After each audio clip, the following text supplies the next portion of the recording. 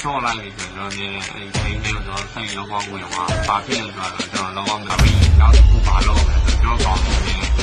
ကျွန်တော်ကြောင့်ကြုံရဆိုပြီးအော်ဒီလည်းကြုံဖြစ်ပြီးတော့နမီရတော့လည်းလင်းချိန်မှာကျွန်တော်အိမ်နေကတော့အဲ့ဆိုကျွန်တော်အခုဘာမှမပုံမှန်တဲ့ချိန်မှာလာပါတယ်ကျွန်တော်တို့ကတော့အစီအမတ်မှန်ပါတယ်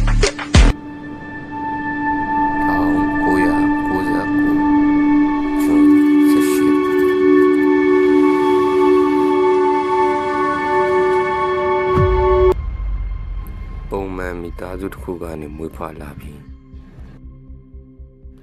မွေးချင်းညီကိုမောင်နှမများလည်းရှိတယ်။သူကငယ်စဉ်ကတည်းကရင်းစောရတာကိုလွန်ကျက်နဲ့တက်ခဲ့တဲ့သူရွယ်ရောက်လာတဲ့အခါမှာတော့ပညာရေးနဲ့အားကစားထုံတွဲလို့များတဲ့အတွက်ကြောင့်အားကစားဘက်ကိုလိုက်ခဲ့တယ်။နိုင်လေးစုရဲ့ပထမဆုံးယူဂိမ်းအကောင့်နာမည်ကတော့ Teesဖြစ်ပါတယ်။သူဟာဂိမ်းကစားတဲ့အခါကွန်မြူနတီရန်ကောင်းတဲ့ကစားသမားတစ်ယောက်ဖြစ်တဲ့အတွက်ကြောင့်ဒီလိုစကားပြောတဲ့အကြောင်းအရာကိုအမြဲကြားနေရတယ်။ဒီဆိုတဲ့နာမည်နဲ့ကစားလာခဲ့ပြီးတော့နင်ဂျာဆိုတဲ့ player တစ်ယောက်နဲ့တွေ့ဆုံတယ်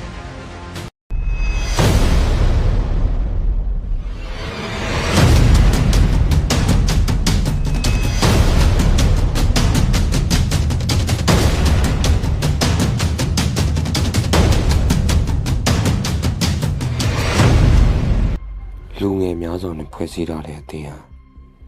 အောင်မြင်မှုများရလာတဲ့အခါမှာဘာမီစကိုဆိုတဲ့အသင်းကိုဖွဲ့စည်းတည်ထောင်လိုက်တယ်ကျွန်တော်တင်းအနေနဲ့ကကျွန်တော် Highway နောက်19လမ်းရှိတဲ့ပြန်ပွဲတွေဝင်ပြန်ခဲ့တယ်ကျွန်တော် MSC မြန်မာ qualifier နောက်18ပွဲဝင်ပြန်ခဲ့တယ်ကျွန်တော်ပွဲတိုင်းမှာကျွန်တော် champion တွေရခဲ့တယ်ပေါ့ကျွန်တော် champion ရရတဲ့အမြင်ကျွန်တော်အသင်းကကျွန်တော်တာဝန်တွေပိုကြီးလာတယ်ကျွန်တော်ပိုပြီးကြိုးစားလာခဲ့ရတယ်ကျွန်တော်နိုင်ငံခြားတဲ့ပုံမှာကျွန်တော်တို့လူငယ်ပြီးပျော်ရွှင်ခဲ့တယ်ပျော်ရွှင်ခဲ့တဲ့နောက်ပိုင်းမှာကျွန်တော်တို့ဒီတက်ပြကြိုးစားလာခဲ့ရတယ်ပေါ့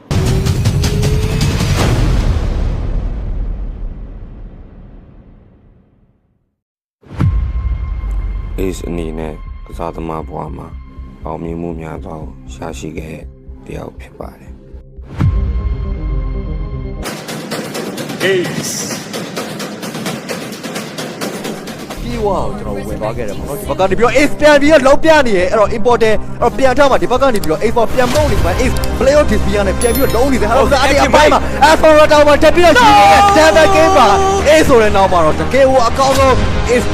လုံးပတ်တင်ကြားထဲမှာပဲကျွန်တော် 2K 7ကောင်ကြီးရရှိပြန်ပြီးတော့မေးနေတော့ဟာဘူဇာအဲ့တော့ဆက်ကြိုင်လာပြီးတော့ပြည့်တယ်မှာ Asmada Starborn နဲ့ပြန်ပြီးတော့ fan နေစေပဲအဲ့တော့ဒီဘက်နေ Ace သူ့မှာ ultimate တော့ရှိရအဲ့တော့ review power ဆိုတော့ fast တယ်အဲ့တော့တက်ပြီးတော့ stand ပြီးတော့ Ray က KB တာဒီဘက်ကနေ Harry အဲ့တော့အားနဲ့တိုင်းမေးတယ်မှာ Lolita ဟိုက Hammer အဲ့တော့ဆက်ကြပြပေးလာတယ်ဒီဘက်ကနေ Tracer ဖန်လီလုံးနေသားမှာတက်ပြီးတော့ကတော့ RD လာပြီးတော့လဲနေသေးတယ်ဆိုတော့ Lolita အဲ့တော့ခေါင်းပေါက်ပြီးတော့ဒီကောင်းကောင်းပါပြီးတော့လာတယ်ဒီကအထက်ပြလိုက်ရတယ်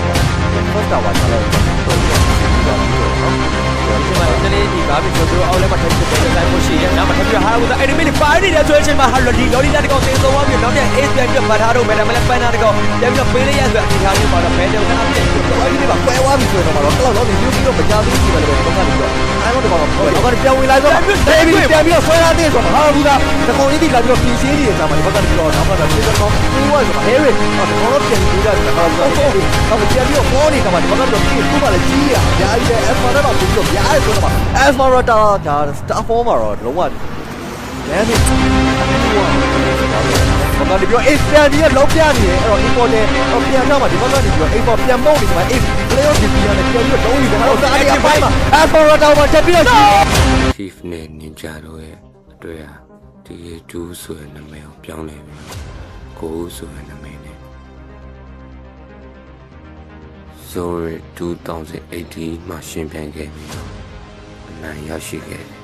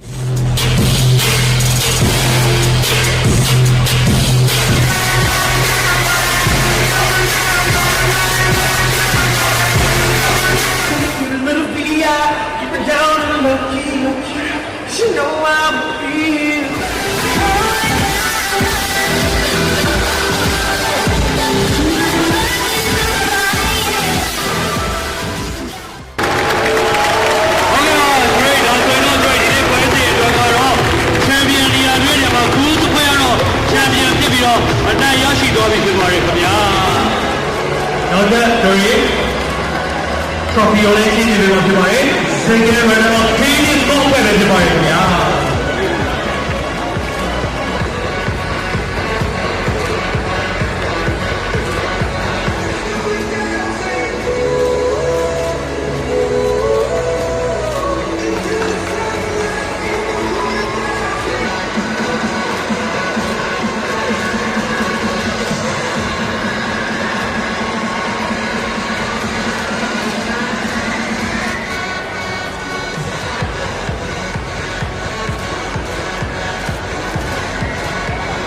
ကျွန်တော်ဒီတော့မှာကျွန်တော်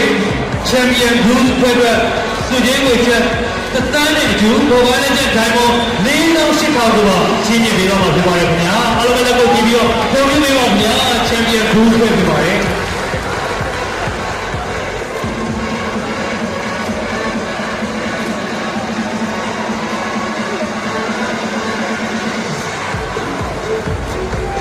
ဟုတ်ကဲ့ပါဒါကတော့ကျွန်တော်ဒီနေ့Zuri Mobile Legend ဒီမှာပေါ့2018 Champion Blue Spirit Trophy ကိုပါကျွန်တော်ချင်းချင်းပေးတော့မှာဖြစ်ပါတယ်ခင်ဗျာ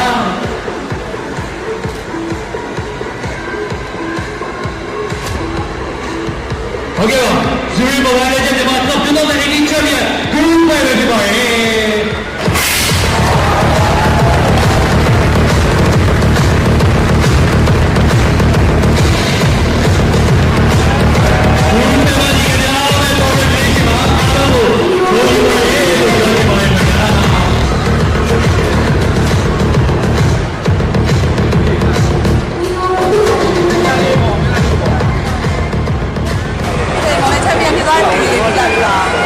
ပြောပါရောရမ်းပြောပါရကျွန်တော်ခုနကကျွန်တော်ပြောဆိုပဲကျွန်တော်ပြောဆိုပဲကျွန်တော်တင်းရအကုန်လုံးပြောပါပါအားပေးသူလည်းပြောမှလို့တင်ပါရမ်းကောင်းပါတယ်ဟုတ်ဒီတက်မှာကပွဲတွေဒီတက်ကြီးကြီးမှာပို့လို့လေစောတဲ့လူတွေပိုများလာတယ်ပို့ပြီးတော့ပွဲတွေများလာတယ်ဒီလောက်အများကြီးကောင်းအောင်လုပ်ပေးတာကျွန်တော်အများကြီးကျေးဇူးတင်ပါတယ်လို့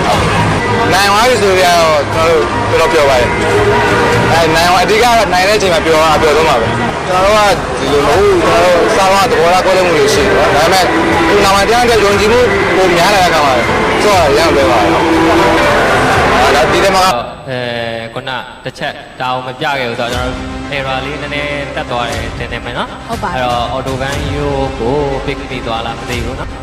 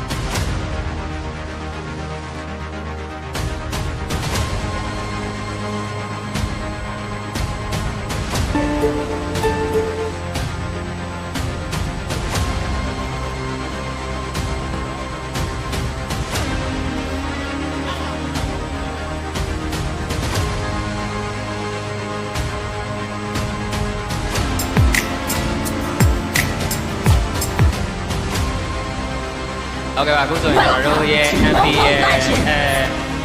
နောက်ဆုံးပတ်တဲ့တက်ပတ်တဲ့လေးပါဆိုတော့နည်းနည်း error လေးဖြစ်သွားတယ်ပေါ့နော်yipi အနေနဲ့crazy ရဲ့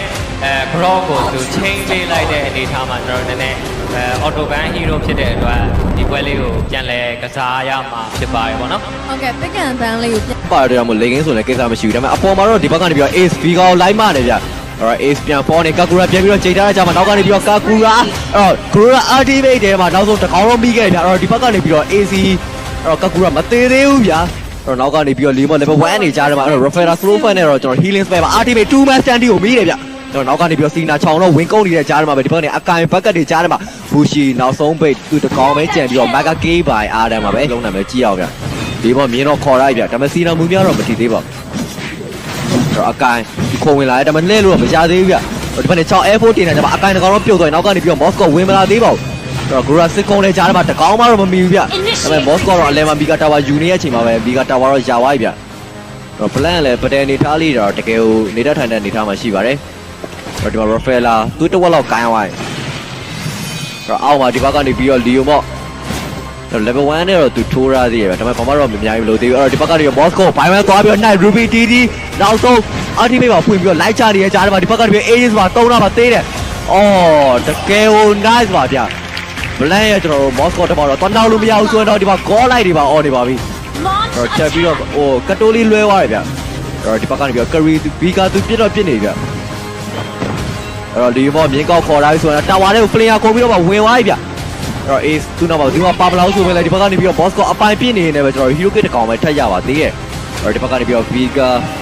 သူအကောင်းဆုံး defend နေရဗျတော့နောက်ဆုံး Crystal throw ရောတက်ရိုက်နေရကြားထဲမှာပဲတွေ့မြအတိုင်းပဲအကပွေထားတယ်တော့ Moscow တာဝါပဲပတ်ပြီးတော့ကြားနေရကြားထဲမှာနောက်ဆုံးဘာမေးကိုတရားပဲကျွန်တော်တို့ MP ရဲ့မြန်မာ season 1ရဲ့ဒိုင်းကိုတော့ကြားရှိခဲ့ပါပြီဗျ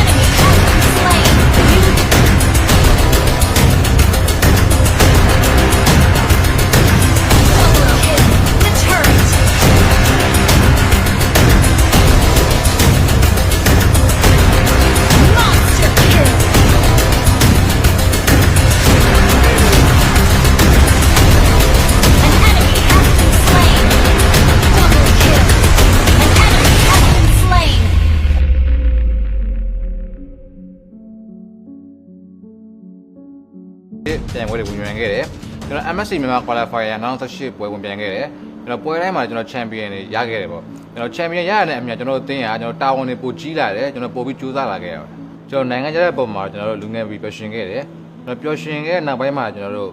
ဒီတက်ပြီးကြိုးစားလာခဲ့ရတယ်ပေါ့ကျွန်တော်အင်ဒိုနီးရှားနိုင်ငံမှာသွားပြရင်လည်းကျွန်တော်2018 MSC ပြန်ရောက်မှာဆိုရင်ကျွန်တော်တို့အမှတ်တရအများကြီးရှိခဲ့တယ်ကျွန်တော်တို့ရှုံးနေခဲ့ဒါပေမဲ့ကျွန်တော်တို့ဒီနိုင်ငံသွားပြန်ရတယ်ဖြစ်တဲ့အတွက်ကျွန်တော်တို့ဆရာမအားပေးမဲ့သူရှိခဲ့ဘူးဒါပေမဲ့ကျွန်တော်တို့ချင်းချင်းပဲကူညီခဲ့ရကျွန်တော်အားပေးပြီးတော့ကျွန်တော်ပြန်ခဲ့ပါတယ်ကျွန်တော် DMBL ကရမယ်ကျွန်တော်တို့ MSC 2019 Direct Invite ပွဲတွေကျွန်တော်တို့အများကြီးမျှော်လင့်ထားတယ်ကျွန်တော်အများကြီးလည်းကြိုးစားထားတယ်ကျွန်တော်တို့ Champion ဖြစ်ခဲ့မယ်ဆိုရင်ကျွန်တော်ဒီ2019 MSC အတွက်ကျွန်တော်တို့အများကြီးကြိုးစားသွားမှာပါကျွန်တော်မနစ်ကပြတဲ့ပြိုင်ပွဲရတဲ့အမှားတွေအတွေ့အကြုံတွေကကျွန်တော်တို့အများကြီးအထောက်အကူဖြစ်မယ်လို့မျှော်လင့်ပါတယ်ကျွန်တော်အားပေးသူကျင့်အောင်လည်းကျွန်တော်ဒီထက်ကိုစမ်းအောင်ကြိုးစားသွားမှာ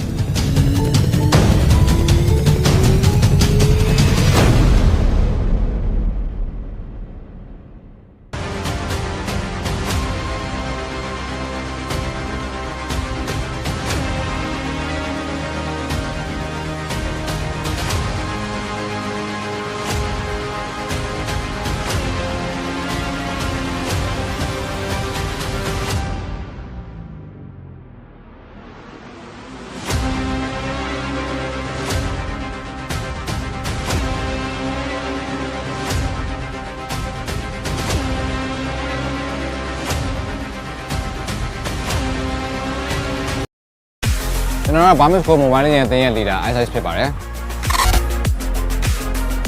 ဒီတန်းသေးသေးဖြစ်ဖို့ဆိုတာတိတ်ပြီးတွေကိုကိစ္စတော့မဟုတ်ပါဘူး။သူတို့ Barmis Go လို့သိမျိုးပေါ့။ကျွန်တော်တို့ကနေမြင့်တက်ကြမှာမှသာကိုသူတစ်ဖက်ခဲ့ကြတာပါ။ကျွန်တော်အားလုံးကကတ်မှတူတူနေကြတယ်။ training ဆိုရင်လည်းအားလုံးကြိုးစားနေတဲ့အတူတူ train ကြရပါတော့။နောက်တော့ကျွန်တော်တို့ကြိုးစား train ကြတယ်ဆိုရင်ကောင်မလေးကြီးကဖုန်းလိုက်တော့ကျွန်တော်တို့ပုံမကင်ပါဘူး။တစ်ခါတလေအတင်းချုံနေတဲ့ခံမျိုးမှာသဘောထားကွဲလွဲမှုတွေရှိကြတာပေါ့။ဆရာကြီးရရဖြစ်နေပြန်ကွာရော့ဟာနင်းရကွာတူတာလေးပို့ရော့ငါလည်းရန်ဖြစ်နေပါဘူး အဲ့တော့ထုံးစံတိုင်းတွင်းကြညမှာပဲစုံအောင်ချင်းချင်းနေဟဲ့လားဘာမှမဖြစ်ထားလိုက်နော်ဟုတ်ပြီလားဟုတ်တယ်ဟုတ်မဟုတ်ဘူးဆိုလည်းထားလိုက်ရှော့လိုက်ဘာမှမဖြစ်ချင်းချင်းနေဟဲ့လားငါပြောငါဒီမှာအေးဆေးစစ်ကလေးပါလမ်းတွေပါရှော့အောင်အေးဗျာလမ်းရှော့အောင်ရတယ်ဆိုလေဒီခုနလေးမှာမိုက်တယ်ဒါရိုက်ပြီမယ်နော်မ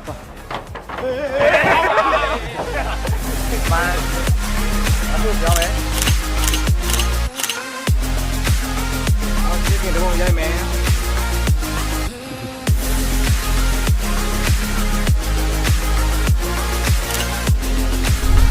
ဘာပဲကျွန်တော်အားလုံးညီကိုပဲကျွန်တော်အားလုံးကဘယ်လိုအချိန်မှဖြစ်တယ်ဒီလိုလည်းငါရှုံးမိမဲ့သူတွေမဟုတ်ပါဘူး ခုလာမယ် MBS စီစဉ်ပြပြတော့ကျွန်တော်အကောင်းဆုံးပြောထားရပါတယ် ကျွန်တော်မှအကုန်လုံးနာမည်လို့ချက်တူ